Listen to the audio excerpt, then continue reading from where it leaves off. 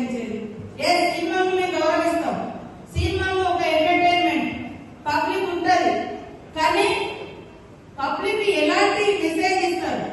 స్మగ్లర్లు హీరోలు అవుతారంట, ఒక అవేర్నెస్ ఇచ్చేటువంటి లాయర్ జీరో అయితే ఎట్లా?